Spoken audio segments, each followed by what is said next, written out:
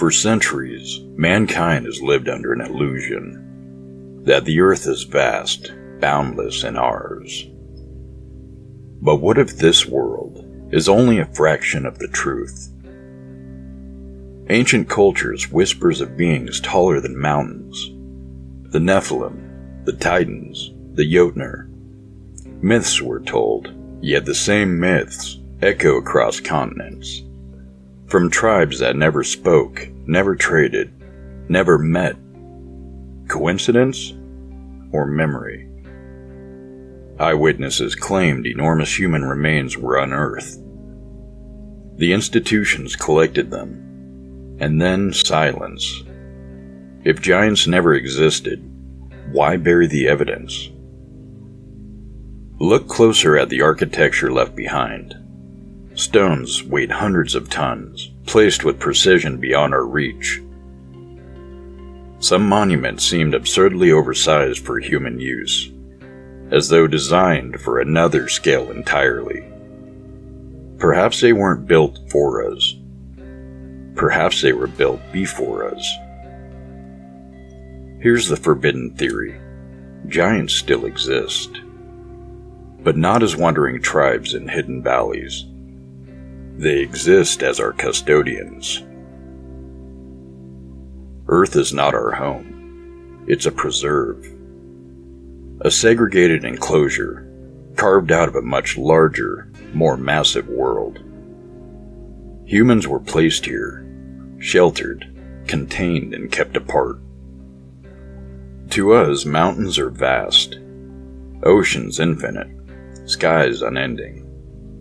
But outside the preserve, these are puddles, pebbles, blades of grass in a world designed for titans.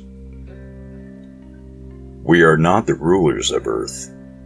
We are its exhibit. And the keepers are still watching. If we do live in a preserve, then who built it and why? Preserves exist for two reasons: to protect or to control. Imagine early humans, fragile and weak, wandering into the realm of giants. To them, we were insects, breakable, easily crushed. So the giants created an enclosure, a terrarium scaled to our size, with breathable skies, manageable mountains, and rivers that would not drown us. They placed us here to survive, but survival always comes with a cost. Think of the barriers we've never crossed. 80% of our oceans remain unmapped. Our deepest caves collapse into mystery. And every time humanity reaches for the stars, the footage cuts, the missions fail, or the story is rewritten. Are we failing, or are we being stopped? The firmament described by ancient texts, a dome above the world, may not have been a metaphor. It may be the barrier of the preserve itself, the ceiling of our enclosure. Sometimes the illusion cracks. Towns reporting thunderous footsteps with no origin. Shadows stretching across the clouds, shaped like limbs. Seismic tremors that science cannot explain. These are not natural disasters. They are adjustments. The giants tending their preserve. We believe we are alone, free, but we are neither. Humanity has always been protected, not from extinction, but from knowing the truth. The truth that we are not the apex of creation. We are not the masters of the world. We are the fragile species in a cage.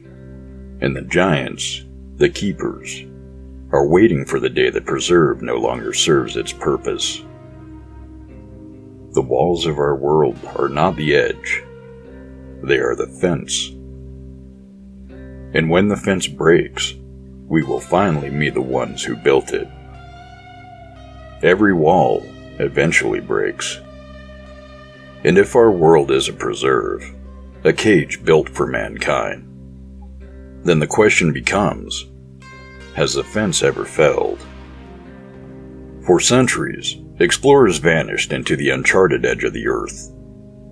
Official records claim storms, ice, or human error. Yet in private logs, there are whispers of colossal shapes moving across the horizon, of valleys that should not exist, or sounds from caves that are too deep for human throats. These were not accidents.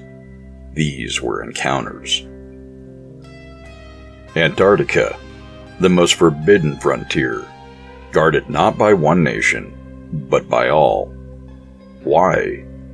Scientists speak of magnetic anomalies, of holes in data where instruments fail. Satellite images vanish, replaced with digital snow.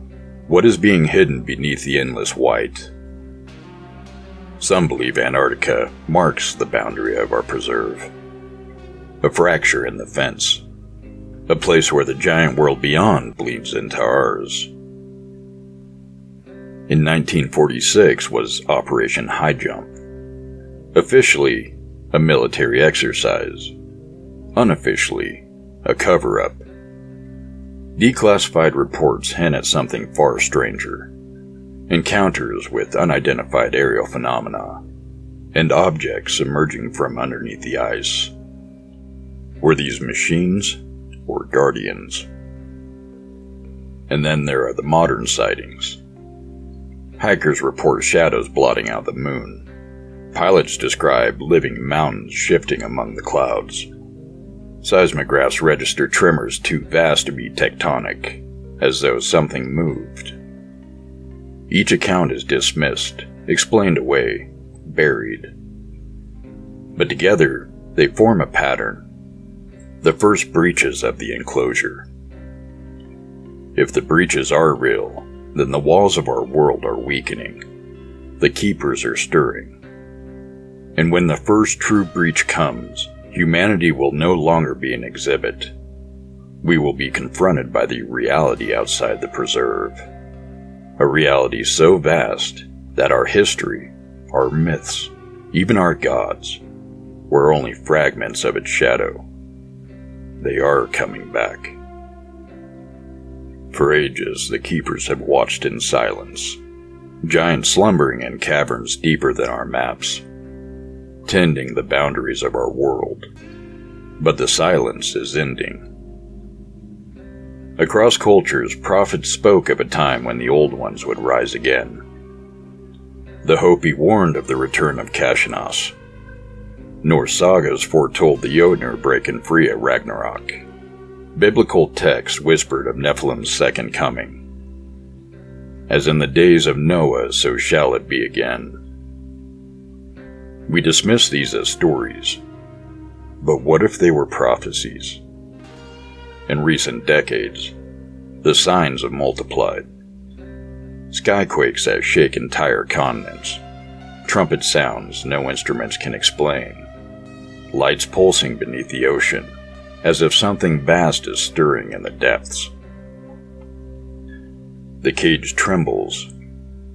The keepers are waking. Why do governments rush to weaponize the skies? Why the sudden obsession with unidentified aerial phenomena?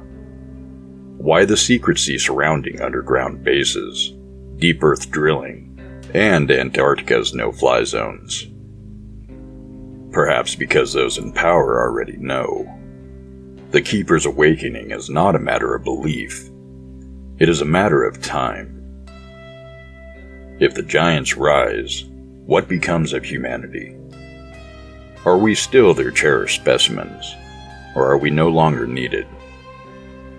The time of tending is over. For centuries, the truth has been hidden, not because it was unknown, but because it was unthinkable. The giants, the keepers of this world, have never left.